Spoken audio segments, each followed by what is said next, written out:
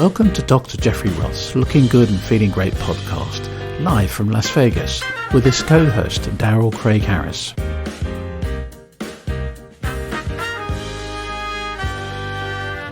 Hi folks, Dr. Jeffrey Roth here, your board-certified plastic surgeon in Las Vegas, Nevada, and we're at it again. A little bit of a hiatus, but we're back, and I apologize in advance. So, we both been super busy, and actually one of the things we did, I think that was actually since our last episode, was we went to London. Yes. And for the Fury Whyte fight, that was amazing. That was absolutely spectacular. So as listeners know, Top Rank Boxing is near and dear to my heart, and they allow me to go ahead and sew up the boxers from time to time and such. So we went over to London, England. I'd never been there before, and just history is everywhere. I know you've gone multiple times, Craig, and such, but just history is everywhere. And we hit the lottery, and what I mean by that is we had 3 sunny days in a row, which often doesn't happen there, and it was just a spectacular trip, and we had actually good food. And again, that was like the knock on London, but that's really come apart, and the building everywhere. They're building condos and they're building office space because the whole world, I guess, is coming alive. It was an amazing city as far as the venue goes. Again, Wembley Stadium, never been there before, and they had 96,000. Yeah, it was amazing, and just super amazing. And then again, one of my highlights, and forget about the fight itself, which was terrific, but also between fights now, it used to be nothing, and then all of a sudden people have DJs and they're trying to keep the energy up, just like at NBA games they have. Yeah, that was actually more like a rock concert with the fight. No kidding. And no kidding. The UK audiences are amazing. Yeah, a rock concert broke out and played the ultimate sing-along song, which is, of course, Sweet Caroline. Right. So 96,000 people singing Sweet Caroline. It was loud. It was just amazing. So and everybody there was friendly. So many people from so many other places, different cultures. It was truly terrific. We did one day of sightseeing. We went to the Tower of London, et cetera, and so we go in. And my guide is there, and she's like, wow, this is interesting. They're all wearing their Class A uniforms today. And we're like, so she knew a few of the beefeaters, and they look like they just walked off the gin bottle, right? So, and they have to have like 22 years of an impeccable record, and they're all veterans and such, and they know all the stories. And so she said, why are you guys in your Class A's today? She said, well, today's the Queen's birthday. All right. So, and so we also were there, and they did a 62-gun salute. So when does that ever going to happen in your lifetime? And so that was a lot of pomp and circumstance, which of course the British love, and we as American tourists ate it up. And it was a terrific trip, both from a fight standpoint, from a tourist standpoint. It was just terrific. You also went to the Royal Society? Yes. So we wound up going to the Royal Society of Medicine. They made a mistake and let me become a member, overseas member, a long time ago. I think they knew what they were doing. And it was a fascinating place. There's some Royal Societies, Royal Society surgeons, stuff like that. This one was interesting because it, of course, is British and has pomp and circumstance, but very modern take. They do a lot of educational activities. They have, I think, the biggest medical library in Europe, and it was very modern, very together. They do a lot of continuing medical education things. And they actually have a buttery, which is a place that you can go ahead and get sandwiches, and that they have a formal dining room. And they also have a little hotel. So that, which is, and again, as you know, it's like impossible to get a room in London. Well, unless you have a lot of money. Unless you have a lot of money, then things become possible. Yeah. And so they have these little rooms that if you're a traveling physician and such like that, they can put you up there, which is right in the Mayfair district of London, if anybody knows that, which is really a spectacular part of London. And it was really terrific. And I met a few of the folks that work there, and they were all really spectacular. So that was a treat for me. Yeah, that was such a fun trip. And speaking of amazing cities, we live in Las Vegas, which many of you guys following us know. And we were just talking about some legendary actors that we just lost. And one of them was James Caan, who had a connection to Las Vegas. And I think you were familiar with them. And Sure. So James Caan, Jimmy Caan, a great guy, spectacular actor, recently passed away, which is really too bad. And people know him from all of these movies he did. So many. From The Godfather to Rollerball to Brian's Song, which basically the young folks now have to go ahead and Google all this. But basically, which is a Brian Piccolo story, and he was opposite Billy D. Williams in that. And that's like one of the 2 or 3 times you can cry as a man. That's such a great movie. It's Something for Joey, Brian's song, Old Yeller. And if you... I just won the gold medal, and they're playing the national anthem. That's about it. As men are completely that's not true. allowed to cry. So at least when I was growing up. Yeah, that's true. But yeah, so yeah, if you want like a great acting, tearjerker, etc., Brian's song is the way to go. He was in Thief, which I thought was really underrated, and but he has this connection to Las Vegas. He was actually the star of the show called Las Vegas. It was a television show back in the day, and it was a mythical casino, but they had all sorts of. He was the rough and tough casino owner. Oh yeah, absolutely. It was all the kishy stuff that you would expect if you had a show in Vegas called Las Vegas. Is all of it, girls in bikinis and showgirls, and all of the drama that you would expect, and thinking of Roth Casino, the Blow Casino. So yeah, so it was and then he actually exited the show, and Tom Selleck came in that role as the casino boss before he became Magnum P.I. Bloods and all that stuff. Right, 100%. He was also in Honeymoon in Vegas, another Vegas connection with him, and so he was. And he also loved the fights too, right? Yes, yeah, he was a fight fan. He was an equestrian also. He liked riding horses. He liked the fights. He liked coming to Vegas and all of that. And he was married 3-4 times. I have to look that up, but yeah, he definitely liked all of that. And really interesting guy. And another one of the stories that was told to me was the Playboy story. So he was tight back in the day with Hugh Hefner, who was obviously the that was the place to hang out at the grotto, right? 100%. So Jimmy gets a divorce, and so Hef tells him, "Well, hey, I know you moved out, but why don't you stay at the mansion, for a little while until you get a new apartment or house?" Where I'm like, "Oh, okay, sounds great, right?" And so he says, "Yeah, I'll give you a room at the mansion." Okay, fine. And so he's there, and he's eating, he's drinking, and it's James Caan, who's a movie star, exactly, with all of these pretty good looking guy, girls, right? And it just So come about 3 months down the line, and he goes up to Hef, and he says, "Hef, I really appreciate your hospitality, et cetera, et cetera. You've been a terrific friend." He says, "I gotta leave." He's like, "Why? What's wrong?" And he says, Because absolutely nothing's wrong. He says, "My room is great. The food is great. We have movie night every Friday night. There's volleyball. There's this, there's that, or whatever." He says, "Basically, this is heaven." You know what I mean? He says, "And pretty girls, this is heaven." He says, "I gotta go." Yeah, I'm not gonna get any work done. I said, I gotta do some work. He says, "Otherwise, I'm gonna stay here forever." He's like, I gotta go. It's too much. It's too good." So, which is a really funny story. Yeah. So James Caan, again, good guy, fantastic actor, and all that. And then being also from Las Vegas, we always have a soft spot for the Goodfella movies and the Wise Guy movies and that kind of stuff. So Casino, of course, being famous because a lot of that was filmed actually here. But again, this past few weeks, we lost Ray Liotta, who was terrific in Goodfellas, and then Paulie Walnuts, also from The Sopranos. And my interaction with Paulie Walnuts, if you will, so I'm at a fight in New York City, Madison Square Garden, right, the Mecca of boxing. Everybody's there, right? And going to a fight there, going to a fight in Vegas is spectacular. Going to a fight in New York is spectacular. And it's really great because you get to sit next to people. For example, I was at it's such a huge event. So in front of me was a lady who just had written this huge tome on Lincoln. Next to me on one side was a former football player for the Giants. And then to the side of me was Chuck Zito, who allegedly ran the Hells Angels.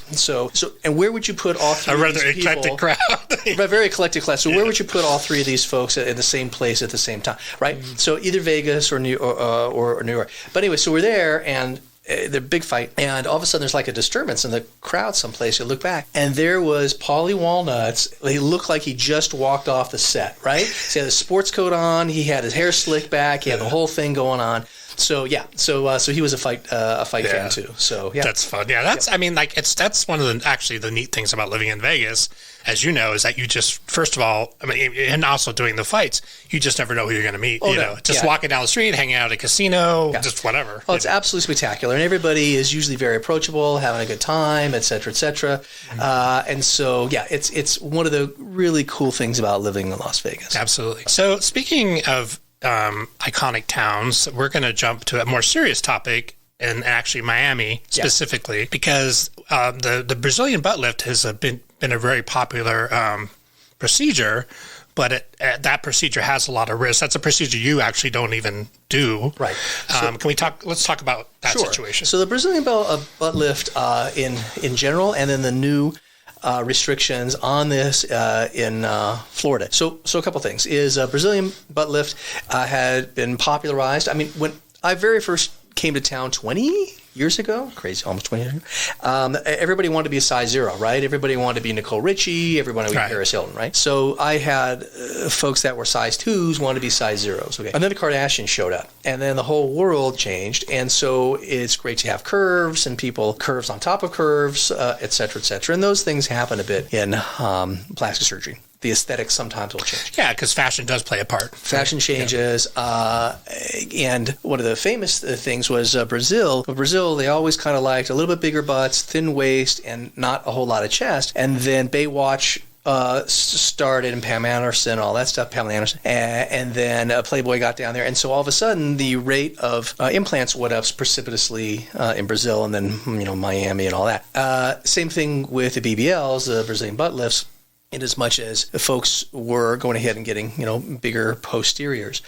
And so if you go to butt class, and I spent 12 hours in butt class, and there was one guy from Mexico and 2 guys from Brazil, and they talked about the different types of implants. Now down in Brazil, the implants are softer, like a breast implant here in the United States would be, though ones here are more hard, like a pect implant or a calf implant, something along those lines. So that's one. And then 2 is secondary is, okay, well, what else can you use for filler? And one of those things would be fat, tissue, right? Right. So it got popular. Well, one is if you really look at these guys' photos, you'll notice that they are really aggressive in the flanks, liposuctioning out the flanks. And so what we've done selectively in our practice is we've been aggressive in the flanks, and when you do that, then some of the contours change, and it looks like you've had something put in there, but not necessarily having to actually put an implant in. Right. And I've had a few husbands and boyfriends say, "Come on, doc, did you really put something?" I'm like, "No, swear to God." So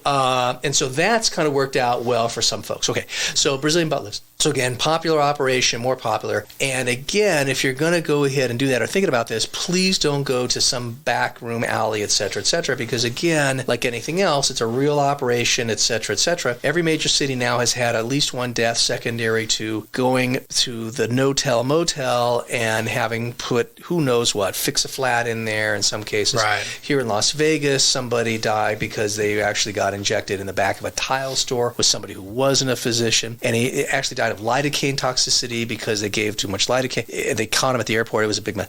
So, having said that, there was a rash of fatalities in Florida. And so what they did is they put new restrictions. And by new restrictions, a couple of them are, 1, you can only do 3 of these operations in one day. And then 2 is you're supposed to use ultrasound to know exactly where you're placing the fat or material that you're putting in there. Because it's about anatomy. The numbers, depending on who you read, there's a 1 in 4,000 chance of something bad happening with a BBL. Now, again, some guys do these and do them really well. And again, they're board-certified plastic surgeons, and so God forbid something happens, they can take care of you, right? So that's also they're in a medical setting where if something happens, 100%. So at a proper certified place, and they have privileges to do this at a local hospital that they can admit you to the hospital. So check off all those lists. Again, cheap. We've talked about this 100 times. Cheap gets expensive fast because if something happens, like an infection or who knows what, or death, or that's big. That's the biggest bummer, right? Right. It gets expensive really fast, especially admitted to a hospital, et cetera, et cetera. So again, don't skimp on plastic surgery and that kind of thing. Which reminds me of like the old joke that somebody told me is 3 things you don't want to skimp out on is sushi, condoms, and plastic surgery. Those are 3 things. That's a wise man that told you that. You don't want to cut corners right, exactly.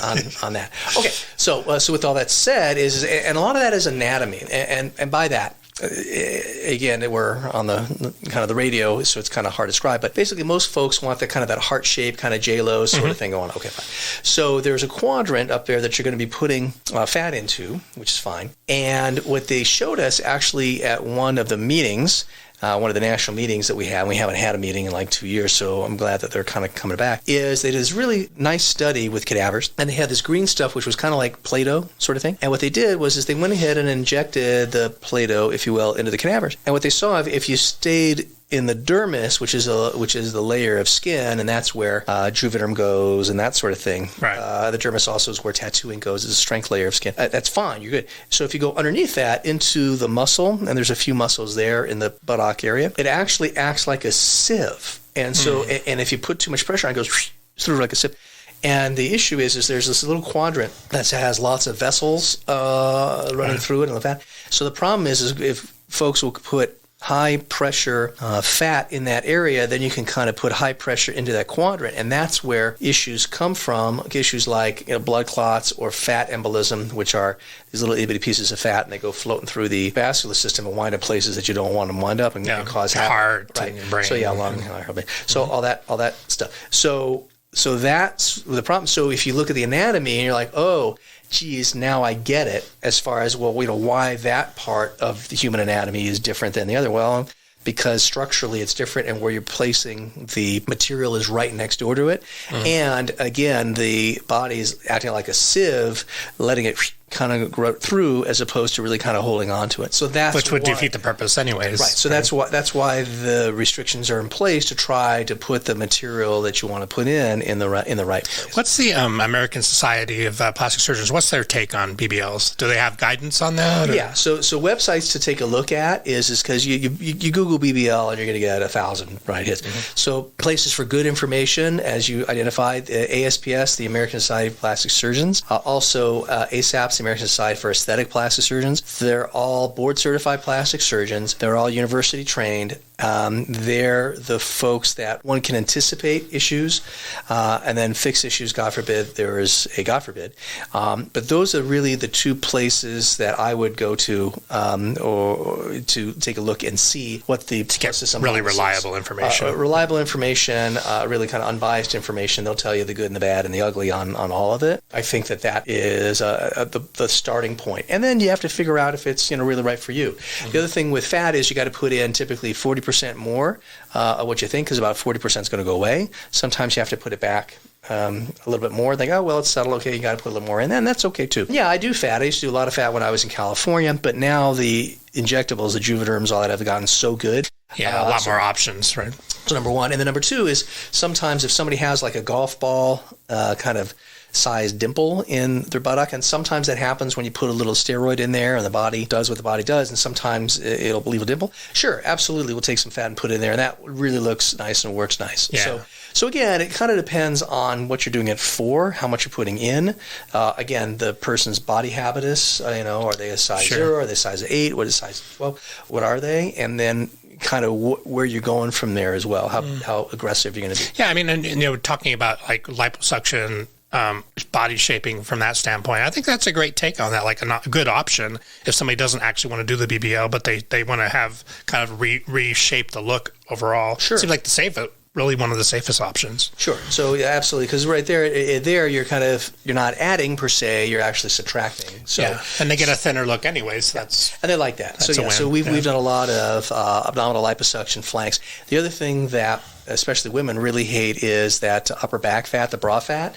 Yeah, they really don't like that, and so we've been doing more and more of that sort of thing. Yeah, that's great. I mean, and liposuction, of course, has been proven to be very safe and done by somebody who knows what they're doing, of course. Yes. So, and again, my bias, and try to profess my bias when I can, is again, board-certified plastic surgeon working in a certified surgery center. Myself, like to have people out OUT with general anesthesia for me, and I've done it all different ways in training and in practice and stuff like that. I like to have a second physician in the room who's the anesthesiologist, along with the nurse and the scrub tech, et cetera. Yeah, it's definitely, and you have a great team, wonderful team. So yeah, no, I'm blessed actually with the team that I have. So for me, I like it when people go to sleep and wake up and like, oh, are we done? Okay, right. So that I like a lot. And then, of course, with any liposuction procedure, you have to wear the compression garment for 6 weeks around the clock, and then additional 4 weeks halftime. And the reason why is because you have a layer of skin, and then you have the layer of fat, which you're sucking out, and then you have the layer underneath, which is usually muscle. And so you've taken out this layer, and so you really want